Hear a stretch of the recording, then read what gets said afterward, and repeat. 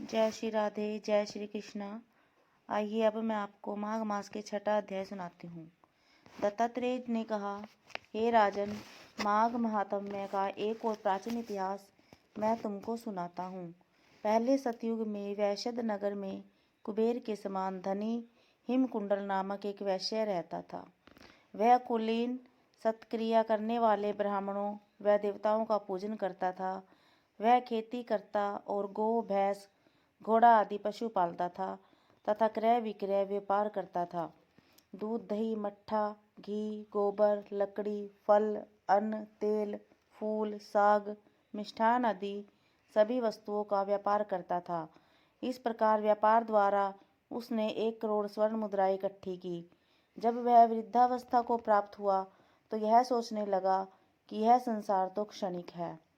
हिमकुंडल ने अपना भविष्य ठीक करने के लिए धन का छठा भाग धर्म कार्य में लगा दिया।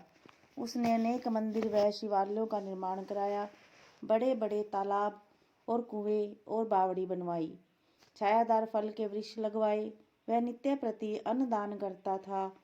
वह पुराणों में जिन दानों का महत्व बताया है वह उसने सभी किए और इस प्रकार वह अपने शेष जीवन को धर्म कार्यों में व्यतीत करने लगा। उस धर्मात्मा वैश्य के उसी समय में 2 पुत्र पैदा हुए जिनका नाम उसने कुंडल और विकुंडल रखा। जब वे पुत्र युवा हुए तो उसने अपने घर का भार व व्यापार पुत्रों को सौंप दिया और स्वयं भगवान की तपस्या के लिए वन में चला गया। भगवान की आराधना और तप करता हुआ वह वैश्य अंत में वैकुंठ गया। हे राजन, उसके दोनों पुत्र कुंडल और विकुंडल जब बड़े हुए तो पिता के अपार धन को देखकर अभिमानी हो गए। वे दुष्टों की संगत में पड़कर दुष्ट कर्म करने लगे। माता तथा गुरुजनों के वचन नहीं मानते थे और अधर्मी बन वे गलत मार्ग पर चलते हुए पर स्त्रीगामी हुए। वे वैश्य और दुराचारणी स्त्रियों के साथ हमेशा रहते। वे हर समय धूर्त, पतित और मक्कार पुरुषों से घिरे रहते थे।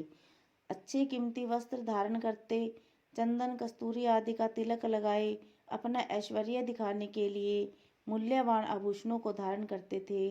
उनकी सवारी में घोड़े, हाथी, रथ मौजूद रहते। हमेशा मद्यपान करते और मदमस्त हुए समस्त दिशाओं में घूमा करते थे।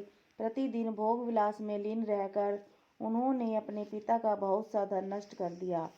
वैश्याओं और धूर्तों ने अवसर का लाभ उठाया। उन्होंने धीरे धीरे उनका सारा धन नष्ट कर दिया। इस प्रकार उनका सारा धन और वैभव नष्ट हो गया तो उनकी आंखें खुली।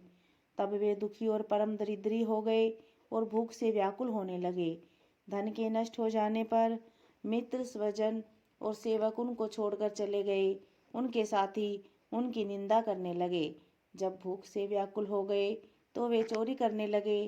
कर्जदारों के और राजभय से वह नगर छोड़कर वन में रहने लगे।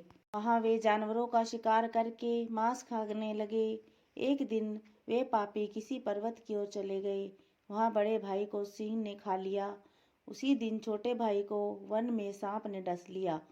एक ही दिन उन दोनों की मृत्यु हो गई। तब यमदूत उन दोनों को बांधकर धर्मराज के पास पहुँचे और बोले, ये दोनों महान पापी हैं, हम इनको ले आए हैं। जैसी आप आज्ञा दे वैसा ही इनके साथ व्यवहार किया जाए।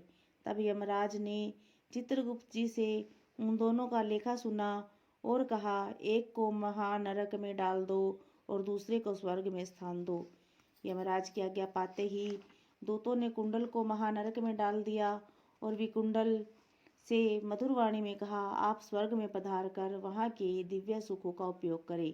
उन दूतों की बात को सुनकर विकुंडल संशय में रह गया।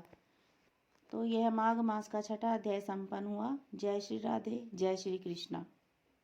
अगर आपको हमारी यह कहानी पसंद आई तो वीडियो को लाइक करें और ऐसी नई नई कहानियाँ सुनने के लिए हमारे चैनल को सब्सक्राइब करें। हरे कृष्णा, राधे राधे।